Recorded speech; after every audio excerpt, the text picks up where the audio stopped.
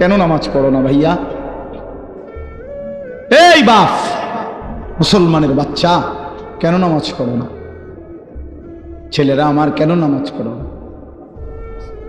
কেন নামাজ পড়ো? মালিক আর কেমনে বললে নামাজ পড়তে? রাসূলুল্লাহ সাল্লাল্লাহু আলাইহি ওয়াসাল্লাম হাসরের ময়দানে জিজ্ঞাসা করবে, উম্মত, পিঠটা তায়েফের পাথরের আঘাতে চাল্লির মতো ছিদ্র বানায় ফেলছিলাম, ক্ষুধার কষ্টে পেটে পাথর বাঁধছিলাম, 3 মাস আমার ঘরের চুলায় আগুন জ্বলে নাই, আমি উম্মত দান দান শহীদ করে রক্তে ভাসে গেছি, 23টা বছর আমি কোনোদিন ঠিক মতো ঘুমাই নাই, এত কাঁদলাম, এত রক্ত ঝরাইলাম, বিনিময়ে তোর কলজাটা নরম করতে পারলাম না, তোর দিলটা নরম করতে পারলাম না উম্মত। আমি আর কত কাঁদলে তুই আমার কথা শুনতা? আমি আর কত রক্ত ঝরাইলে আমি নবীর কথা মনে পড়তো? বলেন, কি বলবেন ভাই? বলেন, কি জবাব হতে পারে তখন? আল্লাহ আল্লাহ আমাদেরকে বুঝ দান করে। এজন্য চলেন আমরা, আল্লাহ তাআলা আমাদেরকে বলছে, বান্দা, তুমি জান্নাতে যাইতে হইলে তাকওয়া অর্জন করতে হবে। ঈমান তোমারে আমি এমনিই দিলাম, জন্মসূত্রেই মায়ের পেট থেকে বের হইছ, সাথে আমি ঈমানের দৌলত আমি তোমারে দিয়া দিছিলাম। মুসলমান মায়ের ঘরে জন্ম দিয়া ঈমান আমি তোমারে এমনিই দিছি, সর্বশ্রেষ্ঠ সম্পদ আমি এমনিই দিলাম। এবার তুমি আমার সাথে আরেকটা নিয়ামত তাকওয়া, এটা সাথে বুঝাইয়া দাও, ঈমান আর তাকওয়া আমার হাতে তুলে দিবা, আমার জান্নাত আমি তোমার হাতে তুলে দেব। এই তাকওয়া বুঝাইয়া দাও। ঈমানের পরে প্রত্যেকটা মুমিনের কাছে, মুসলমানের কাছে আল্লাহর পাকের চাওয়া তাকওয়া। আল্লাহ যেন বলে, ইসলাম তো তোমারে দিলাম, মুমিন তো তোমার পরিচয় হইল, তুমি তো নিজেরাই বলতেছো তুমি মুসলমান, তুমিই বলতেছো তুমি মুমিন। আমরা এখানে বলি না সবাই নিজেরা মুসলমান বলেন? পরে ভাই বলেন না, ছেলেরা বলো ভাই, এই পরিচয়ে কোনো অতৃপ্তি বা অসন্তুষ্টি আছে কারো? তাইলে আমরা আলহামদুলিল্লাহ এই ব্যাপারে আমরা সন্তুষ্ট যে আমি মুসলমান, আমি মুসলমান। তো আল্লাহ তাআলা বলেন, মুসলমানের পরিচয় তো তোমারে আমি দিলামই, এটা তো আমিই দিছি, তোমার কোনো যোগ্যতা নাই, তোমার বাবা মারও কোনো যোগ্যতা নাই। আমি কেন আমার বাপ মার ঘরে জন্ম নিলাম? এটা কি আমার বাপ মায়ের কোনো যোগ্যতা? আমি কেন মুসলমানের ঘরে জন্ম নিলাম? ওই লোকটা কেন হিন্দুর ঘরে জন্ম নিল? এর মধ্যে আমাদের কোনো সফলতা ব্যর্থতার কিছু আছে? না, আল্লাহর দয়া, আল্লাহর দয়া। তো আল্লাহ তাআলা বলেন, ঈমান তো আমি দিলামই, ইসলাম আমি দিলাম, এবার তুমি তাকওয়া অবলম্বন করো। ইয়া আইয়ুহাল্লাযীনা আমানুত্তাকুল্লাহ, হে ঈমানদারগণ, ইত্তাকুল্লাহ, তাকওয়া অবলম্বন করো, তাকওয়া অবলম্বন করো, তাকওয়া অবলম্বন করো। বারবার বারবার বারবার তাকওয়া বুঝাইয়া দিবা, আমি অনন্তকালের জান্নাত বুঝাইয়া দিব। তাকওয়া কি?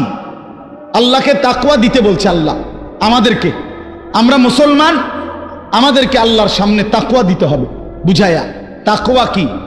2 জিনিস, 1 তারকুল মুনকারাত, 2 ফি'লুল খায়রাত, সমস্ত গুনাহ ছেড়ে দেওয়া, সমস্ত আমল করতে থাকা।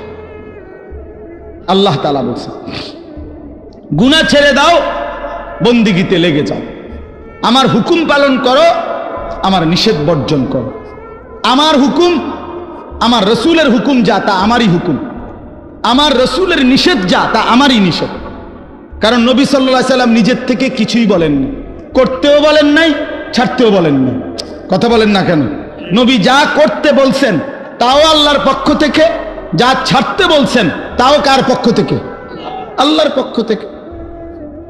তাহলে আল্লাহ এবং তার রসুলের হুকুম, এটা বললে যেই কথা, আপনি আল্লাহর হুকুম বললেও নবীজির কথা অন্তর্ভুক্ত। কারণ আল্লাহর হুকুম, আল্লাহর যাবতীয় কথা, কোরআনের প্রতি অক্ষর এই পৃথিবীবাসী রাসূলুল্লাহ সাল্লাল্লাহু আলাইহি সাল্লামের জবান ছাড়া আর কারো কণ্ঠে শুনে নাই। কথা বলেন। কোরআন শরীফের একটি অক্ষর পৃথিবীবাসী অন্য কারো মুখ দিয়া প্রথম শুনে নাই। প্রতিটা শব্দ কোরআন শুনছে কার জবান দিয়া? রাসূলুল্লাহ সাল্লাল্লাহু আলাইহি সাল্লামের জবান দিয়া। নাজিল তো করছেন আল্লাহ, কিন্তু পুরা 30 পারা কোরআন আল্লাহ নবীজির সিনাত নাজিল করছে। এরপরে বলছেন আমনে কোন, আমনে কোন, তো নবীজি শুনাইছে। এজন্য আল্লাহ তাআলা বলেন, বান্দা গুনাহ ছেড়ে দাও, নেক আমলে লেগে যাও। তাহলে তাকওয়া বলে গুনাহ বর্জন করা। বাফ কষ্ট হইতেছে আমি জানি, রাত হয়ে গেছে, আমি শেষ করতে চাচ্ছি। আমি আপনাদেরকে বুঝাই, আবারও বলি, মনে কষ্ট নিয়েন না। কোনো মুসলমান নামাজ পড়ে, সে নামাজি। কোনো মুসলমান রোজা রাখে, সে রোজাদার। কোনো মুসলমান হজ করছে, সে হাজি সাহেব। এগুলো ঠিক আছে, কিন্তু কোনো মুসলমান দিনদার, কোনো মুসলমান ফরহেজগার, কোনো মুসলমান আল্লাহওয়ালা, এইটা বলতে হইলে শুধু নামাজ, শুধু রোজা, শুধু যাকাত, শুধু জিকির যথেষ্ট নয়, বরং পুরা দিন মানা জরুরি। প্রতিটা হালাল আপনাকেই মানতে হবে, প্রতিটা হারাম আপনাকেই ছাড়তে হবে। আমারও ছাড়তে হবে, আমারও ছাড়তে হবে। সমস্ত ইবাদত করতে হবে। জিকির তো আপনি খুব করেন, মাশাআল্লাহ, অনেক নেকি, কিন্তু আপনার উপরে যে হজ ফরজ।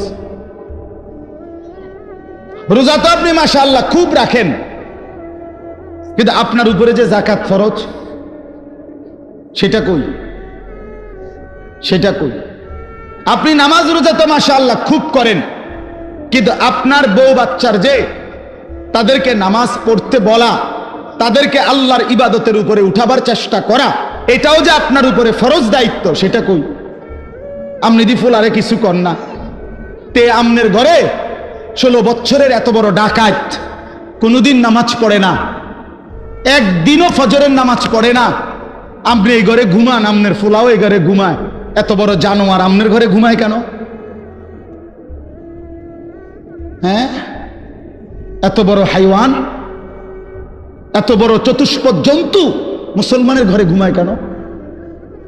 এই নাফরমান কতদিন পরে নামাজ পড়বে বলেন? আপনার বিবি কত বছর পরে পর্দা করবে?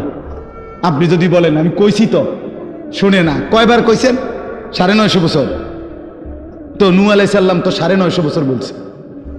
আপনি যদি কইছেন সর্বোচ্চ 10 বার, 50 বার, আর মনে করেন আপনি 50,000 বারে কইছেন, তো 50,000 বার বলার পরে অথবা 3 বছর বলছেন, অথবা 10 বছর বলছেন, তো 10 বছর পরে আর বলতে হবে না, এই ছুটি আপনারে কে দিল?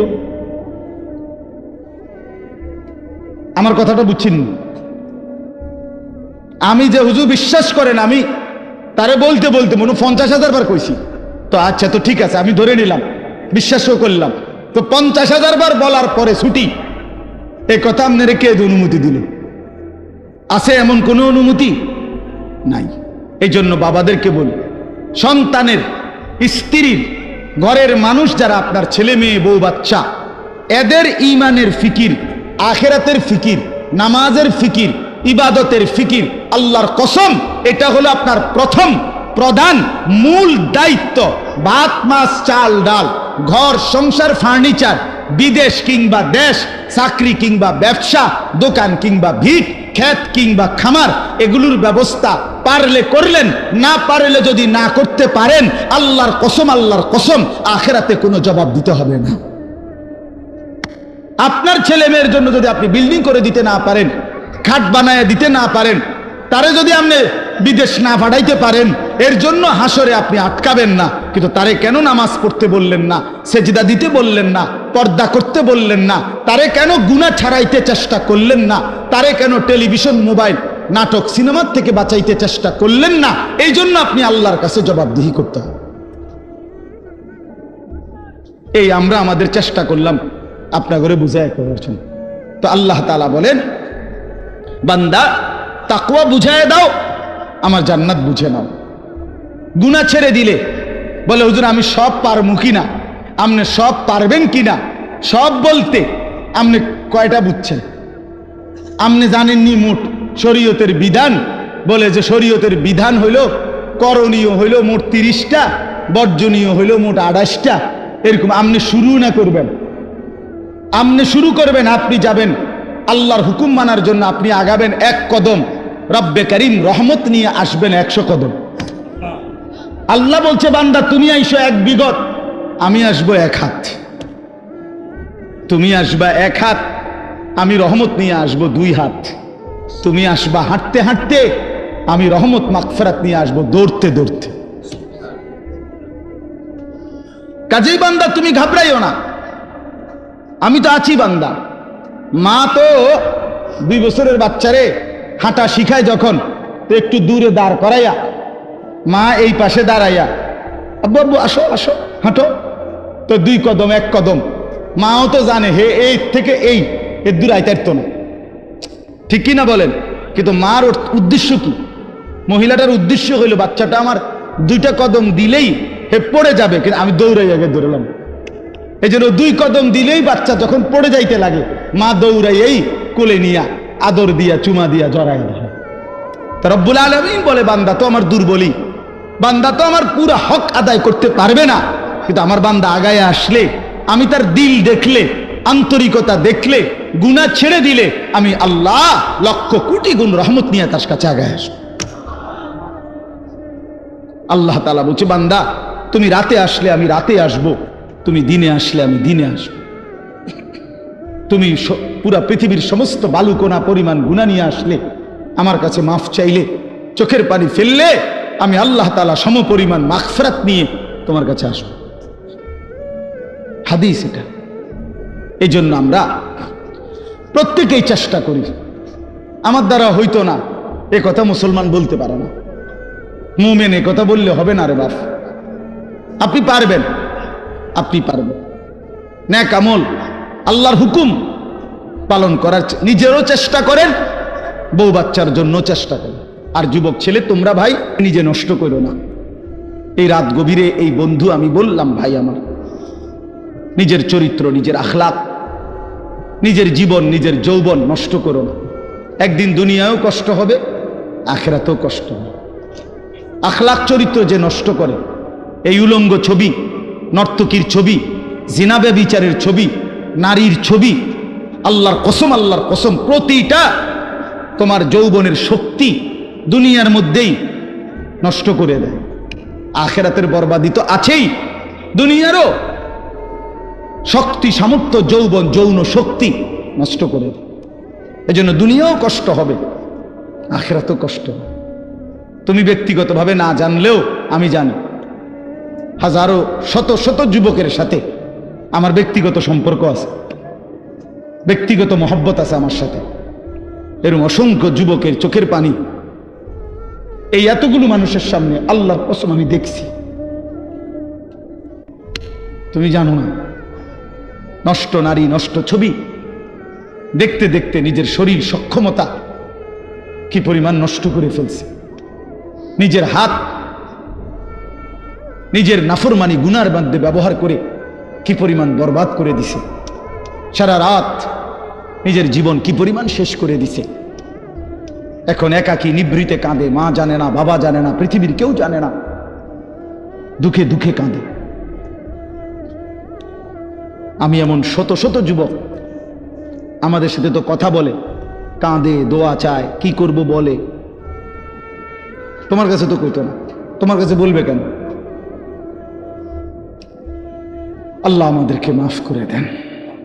এই জন্য আমি অনেক ছেলে দেখা বললাম, দয়া করে নিজের আখলাক, নিজের চরিত্র নষ্ট করলে মানুষ আর মানুষ থাকে না। তো আল্লাহ তাআলা বলেন, এবার এই তর্জমাগুলো শোনেন, তাইলেই কথা শেষ। আল্লাহ তাআলা আমাদের কাছে তাকওয়া চায়।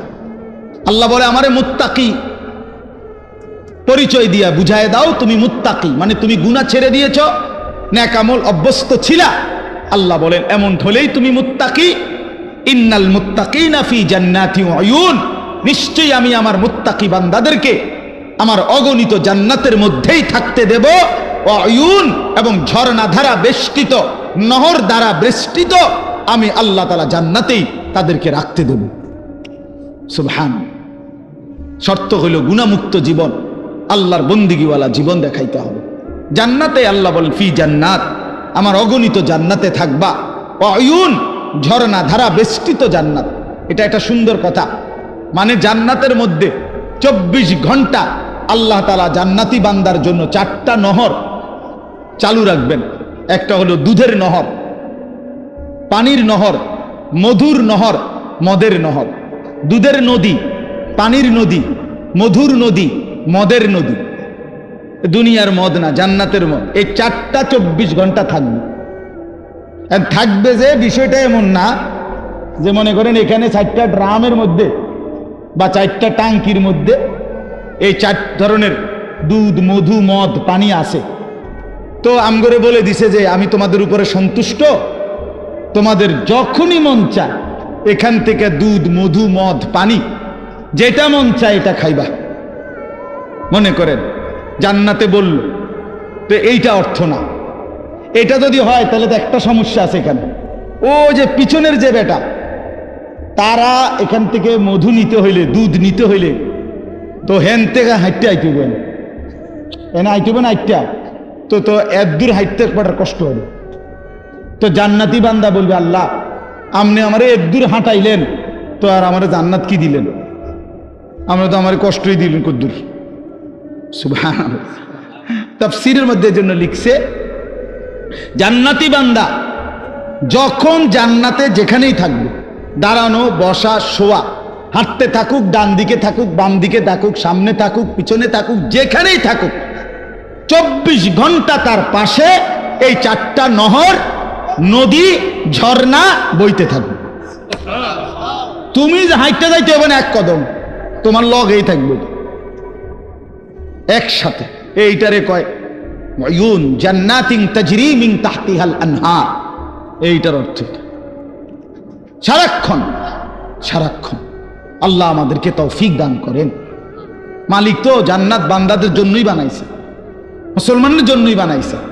তো আমরা তো মুসলমান, আমরা আল্লাহর কাছে জান্নাত চাইতে পারি না? কথা বলেন না, চাইতে পারি আমরা? আলহামদুলিল্লাহ। এরপরে আল্লাহ তাআলা বলেন উদখুলুহা বিসালামিন আমিনিন। আল্লাহর ফেরেশতারা বলবে, হে আল্লাহর বান্দা, চির শান্তি এবং চির নিরাপত্তার সাথে জান্নাতে ঢোকো। আর কোনোদিন অশান্তি মিলবে না, আর কোনোদিন বিপদ মুসিবত আসবে না। চিরদিনের জন্য শান্তি, চিরদিনের জন্য নিরাপদ জায়গায় ঢোকো। 3 নাম্বার আল্লাহ বলেন, ওই যেটা বলে ফেলছি, ওয়া নাযা'না মা ফি সুদুরিহিম মিন গিল্লিন। আমি আল্লাহ তাআলা প্রতিটা জান্নাতি বান্দা জান্নাতে ঢুকবার আগেই তার দিল থেকে হিংসা, বিদ্বেষ, রাগ, ক্রোধ এগুলা খুলে ফেলে দেব। ইখওয়ানান আলা সুরুরিন মুতাকাবিলিন। পরস্পর জান্নাতি বান্দা ভাই ভাই হবে। আরো মজার বিষয় এখানে বলছে, সকলেই যখন যে অবস্থায় থাকুক, দাঁড়াইয়া থাকুক, বসে থাকুক, শুয়ে থাকুক, 1 সেকেন্ডের জন্য জান্নাতি কেউ কারো পিছনে হবে না। বুঝছেন না? এই ভাই তো আপনার পিছনে, মনে করেন জান্নাতে আছে, কিন্তু ওটা পিছনে পড়ে গেছে। আপনারা পিছনে, ওনারা সামনে, হোক না যা, মনে করেন পুরোটাই এসি ঠিক আছে, কিন্তু আপনি তো পিছনে। তো আল্লাহ তাআলা বলছে এমন হবে না। আপনারা এখন পিছনে পিছনে না, একজনের পিছনে একজন। তো মনে করেন এটা পুরোটাই জান্নাত, কিন্তু আমরা তো ফিসে পড়ে গেছে। সে যদি আবার কয়, আচ্ছা জান্নাতে আছি ঠিক আছে, কিন্তু আমি তো পিছনে, বুঝেন নাই কথা? তো আল্লাহ তাআলা বলেন আলা সুরুরিন মুতাকাবিলিন। না বান্দা, এমন হবে না, বরং যখন দাঁড়িয়ে থাকো আর বসে থাকো আর শুয়ে থাকো, পিছনে কোনোদিন হবে না। 24 ঘন্টা মুতাকাবিলিন, জান্নাতি বান্দা পরস্পর মুখোমুখি থাকবে। যদি বলেন এটা কিভাবে সম্ভব, তো ওইখানে গেলেই তো আমরা দেখুন কেমন সম্ভব। সে সময় আপনি আমার বুঝাই কইবেন এভাবে, আমিও আপনার বুঝাই কইব এই যে এভাবে।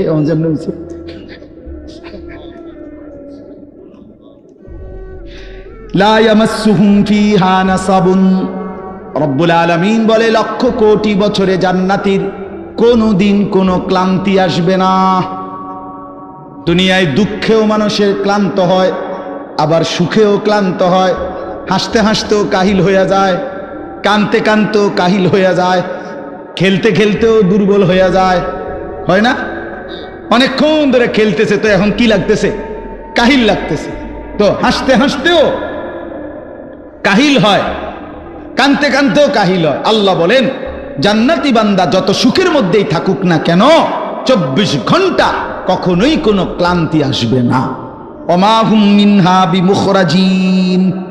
রব্বুল আলামিন বলেন কোনদিন লক্ষ কোটি বছরে জান্নাতি বান্দাকে 1 সেকেন্ডের জন্য জান্নাত থেকে বের করা হবে না, কোনদিন বাহির হবে না, অনন্তকালের জন্য থাকবে। এবার শেষ কথা বন্ধু, নব্বি ইবাদি আন্নী আনাল গফুরুর রহিম।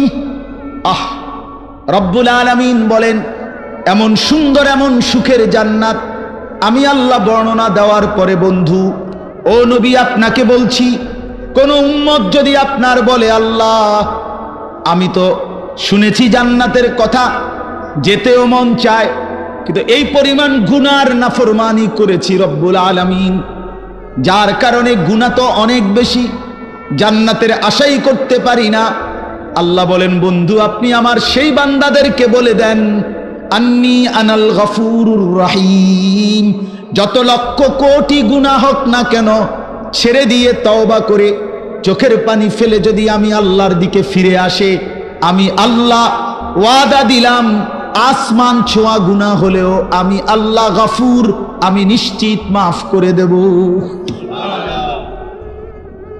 জান্নাতে যেতে চাও, অনেক গুনাহ, আল্লাহ বলে বান্দা ঘাবড়াইও না, তুমি যদি ফিরে আসো আগের গুনাহ ছেড়ে দাও, চোখের পানি ফেলে মাফ চাও, আর করবে না ওয়াদা দাও, তো আমি 90 বছরের গুনাহ একসাথে 1 সেকেন্ডে মাফ করে দেব। 7 আসমান উঁচা গুনাহ মাফ করে দেব। তবে শর্ত হলো আসবা কিনা বলো, ফিরবা কিনা বলো, আগের গুরু ছাড়বা কিনা বলো। বিড়ি খাইতে খাইতে আস্তাগফিরুল্লাহ কইলে হইতো না, কথা বুঝেন নাই? টেলিভিশন চাইতে চাইতে তওবা তওবা কইলে হইতো না। আমাদের তো আমরা না বুঝি না, আল্লাহ তো বুঝে বাবা। আমরা তো অনেক সময় আছি এমনি ডুল্লা ডুল্লা আস্তাগফিরুল্লাহ তো পড়ি, কিন্তু গুনাহ থেকে আসলে ইস্তিগফার না, এটা মুখে বলে আর কি, জানে সে গুনাহ ছাড়বে না, তো এটা কিসের আস্তাগফিরুল্লাহ হলো? আপনার ইয়াকিন দিলের মধ্যে আপনি মিথ্যা ছাড়বেন না, তো আপনি কি গুনার তওবা করতেছেন? আপনি তো দিলের মধ্যে রাখছেন যে আপনি গুনাহ ছাড়বেন, আপনার পকেটে বিড়ি, আপনার মুখে দাড়ি কাটা, আপনার পকেটের টাকা সুদের টাকা, আমনে কোন আস্তাগফিরুল্লাহ রাব্বি কিতা কইলেন? কারে কইলেন? কিতা বুঝাইলেন আমনে? হ্যাঁ, এই জন্য বললাম আল্লাহ তাআলা বলে তওবা হলো বান্দা আগের গুনাহ ছেড়ে দেওয়া, আর করবে না ওয়াদা দিয়া লজ্জিত হয়ে মাফ চাওয়া। এমন হলে আমি 90 বছরের গুনাহ মাফ করে দেব। ওয়া আন্না আযাবি হুয়াল আযাবুল আলীম। আল্লাহ তাআলা বলেন এই শেষ কথা ভাই, আমার এই শেষ লাইনটা শুনেন। যুবক ভাই তোমরাও শোনো, কষ্ট করছো তোমরা, সবাই মনোযোগ দিয়ে শুনে নাই, আমি দেখছি 2-4টা ছেলে পেলে এমনও যারা মনোযোগ দিয়ে শুনে নাই, কথা বলছে পরস্পর, অথবা একজনের কান্দের উপরে আরেকজন ভর দিয়ে রাখছে। মনে রাখবেন এটা অসভ্যতা।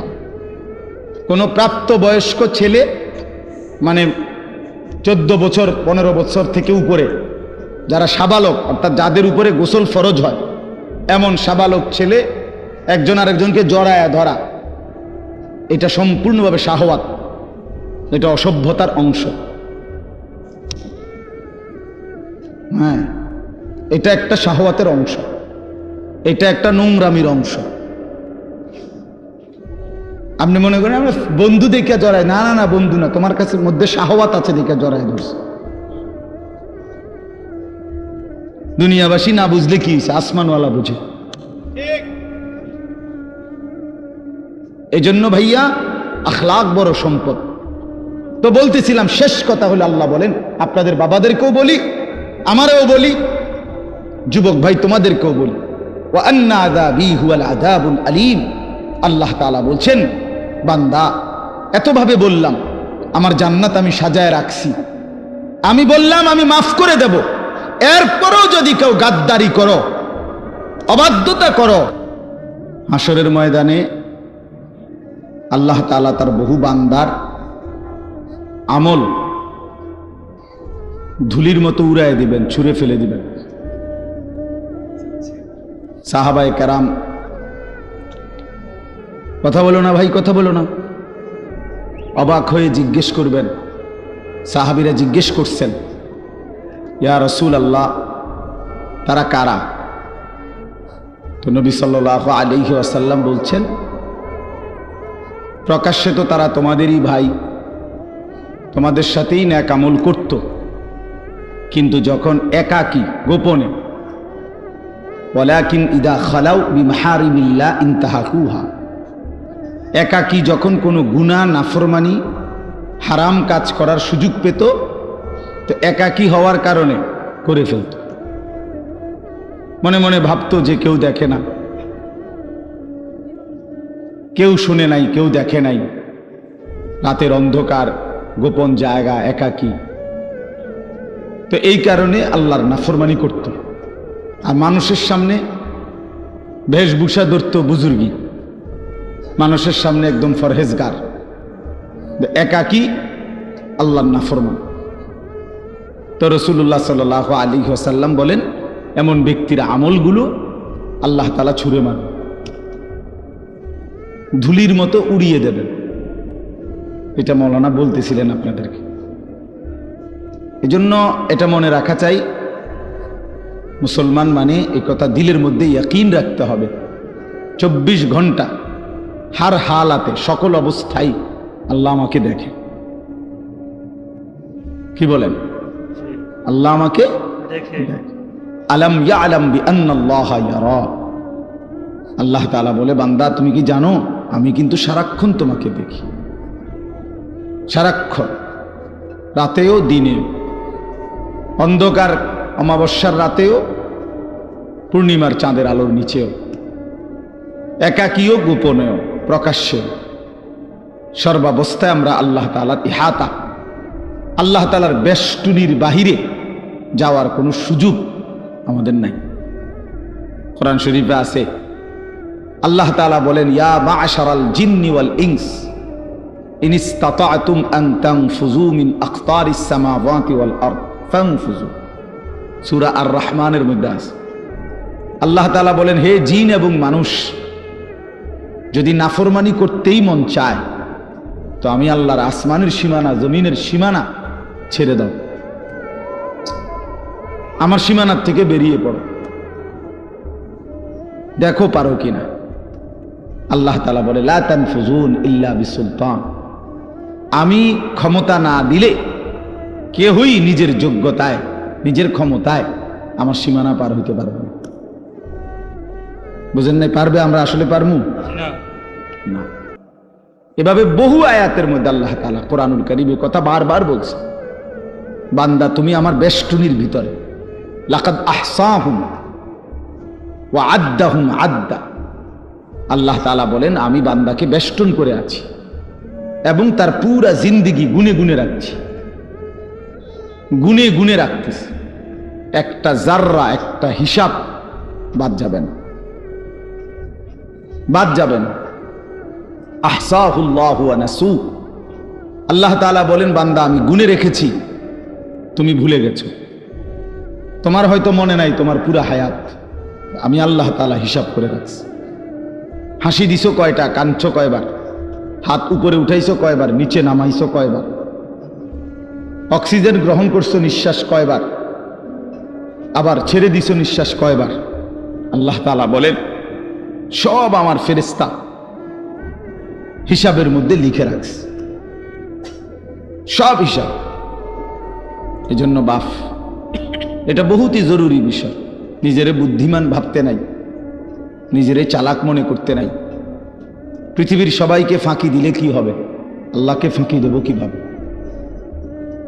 আল্লাহকে ফাঁকি দেব কিভাবে? আর বিচার তো আল্লাহ করবেন, ফায়সালা তো আল্লাহ করবেন। দুনিয়ার সবাই বলল ভালো, মালিক জানে আমি অসৎ, তো লাভ কি হবে? এই জন্য আমরা প্রত্যেকেই একাকী গুনার ব্যাপারে সতর্ক থাকি। যুবক ছেলে যারা আছো তোমরা ভাই, এটা তোমাদের মধ্যে বেশি দোস্ত। রাতের আধারে তুমি মনে করো কেউ দেখে না, এই জন্য তুমি সারা রাত মোবাইলের মধ্যে নাচ গান ছবি দেখো। দোস্ত আমার, মনে রাখো, যে মালিকের চোখ দিয়ে দেখতেছো সেই মালিক তোমারে দেখে। যার হাত দিয়ে মোবাইল চালাচ্ছ তিনি কিন্তু দেখেন, তিনি দেখেন। ওয়াকাফা বিদুনুবি ইবাদিহি খাবীরাম বাসীরা। আল্লাহ তাআলা বলেন, আমার বান্দার সমস্ত গুনার হিসাব রাখার জন্য আমি আল্লাহ একাই যথেষ্ট, আমি একাই যথেষ্ট। তুমি দেখবা আমি আল্লাহ তাআলার কাছে হাসরের ময়দানে যখন তোমার আমল নামা দেয়া হবে, নিজ চোখে তুমি দেখবা লা ইউগাদিরু সগীরাতান ওয়ালা কাবীরাতান ইল্লা আহসাহা। আল্লাহ তাআলা বলেন, বান্দা নিজেই বলবে, আল্লাহ ছোট কিংবা বড় আমার জীবনের কোনো কিছুই তো এই হিসাবের খাতার থেকে বাদ দেয় নাই, সবই তো উঠায় ফেলছে। কারে দিয়া লেখাইল? একটা বিন্দু, একটা নিঃশ্বাস, একটা হাসি কান্না, ভালো মন্দ কিছুই তো বাদ দেয় না। এইভাবে নিখুঁত আমল নামা তৈরি করছে ফেরেশতা। এই ডান কাঁধে বাম কাঁধের ফেরেশতা এক সেকেন্ডের জন্য বিশ্রাম করে না। ফেরেশতার কোনো বিশ্রাম নেই, ফেরেশতার কোনো ক্লান্তি নেই। সৃষ্টিগতভাবেই তারা এমন। ফেরেশতা আল্লাহর হুকুমের বিরোধিতা করতেই পারে না, ফেরেশতা আল্লাহর হুকুমের অবাধ্য হইতেই পারে না। সিস্টেমে নাই। এই লাইটটা নিজে নিজে বন্ধ হইবার কোনো যোগ্যতাই নেই। এটা আমরা মানুষরা এটা সুইচ বন্ধ করতে হবে, অথবা ওই বিদ্যুৎ যেখানে চলে যায় সেখানেও তো সুইচ বন্ধ হয়। কিন্তু এইটা নিজে যে আমি 1 ঘন্টা ধরে জ্বলছি, এখন একটু বন্ধ হই, এরকম কি ক্ষমতা আছে কি? ফেরেশতা এমন। এজন্য এটা মনে রাখা চাই। আমার বুঝলেও ভালো, আপনি বুঝলেও ভালো, বয়স্ক বাবারা বুঝলেও ভালো, নওজোয়ান সাথী তোমরা বুঝলেও ভালো। গুনাহ ছেড়ে দেই, আল্লাহর নাফরমানি ছেড়ে দেই। মাঝ বয়সী বাবারা যারা আছেন, হালাল রোজগার করেন, হারাম ছাড়েন, হারাম ছাড়েন। ছেলে মেয়েকে দ্বীন শিখান, নিজেরা আখলাক সুন্দর করেন। আল্লাহ তাআলা আমাদের সবাইকে আখিরাতের ফিকিরে গুনাহ ছেড়ে দেওয়ার, আল্লাহর ইবাদত করার তৌফিক দান করেন। 5 ওয়াক্ত নামাজ পড়ার চেষ্টা করেন। কষ্ট করলেই হবে, একটু হিম্মত করলেই হবে। শত ব্যস্ততার ভিতরেও নামাজ পড়া যায়। আল্লাহ আমাদেরকে বুঝ দান করেন। এই মাদ্রাসা আল্লাহ তাআলা কবুল করে নেন। মাদ্রাসার তামাম ফিকির আল্লাহ তাআলা কবুল করেন। মাওলানা ইয়াহিয়া মাদ্রাসার জন্য আপনাদের কাছে সহযোগিতা চাইছিল, আপনারা কম বেশি দিছেন। আরো পারলে আরো দিয়েন। একটা কথা মনে রাখেন, দান সাদাকার ক্ষেত্রে একটা গুরুত্বপূর্ণ বিষয় হলো, প্রথমত তো দিতে মন চায় না, কিন্তু বাস্তবতা হলো প্রত্যেকেই খেয়াল করে দেখে যে যেটুকু দান করে সেটা আসলে সামান্যই দেয়। এটুকুতে তার সংসার পরিবার তেমন কিছু হয় না। টাকা 500 দিলে আপনার বিল্ডিং কোনো কাইতে যেত না। কথাটা মানে বুঝছেন না? টাকা 1000 দিলে আপনার সংসারের 3 দিনের বাজার বন্ধ হয়ে যাবে এমন না। 100টা টাকা দিলে মসজিদে মাদ্রাসায় দ্বীনি কাজে আপনি খুব আটকাইতেন না। দান মানুষ অল্পই করে, কিন্তু হাসরের ময়দানে এর পুরস্কার দেখলে, বিনিময় দেখলে কলিজা ফেটে মরে যাবে যে হায় কি করলাম, যদি আরো কিছু টাকা দিতাম। সংসার তো চলেই, সংসার তো কোনো না কোনো ভাবে চলে। মানুষ শত ব্যস্ততা অভাবের ভিতরেও বন্ধু বান্ধবরে কিছু খাওয়াইলে কিছু টাকা তো কমে যায়, কিন্তু এরপরও জোরাতালি দিয়া সংসার চলে যায়। তো আল্লাহর রাস্তায় দান করার বিষয়টা হলো এই, প্রথম তো দিতে মন চায় না, একটু কষ্ট করে দিয়া ফেললে আখিরাতে অনেক বড় সওয়াব মিলবে। এজন্য নিয়মিত মসজিদ মাদ্রাসায় দেওয়ার চেষ্টা করবেন।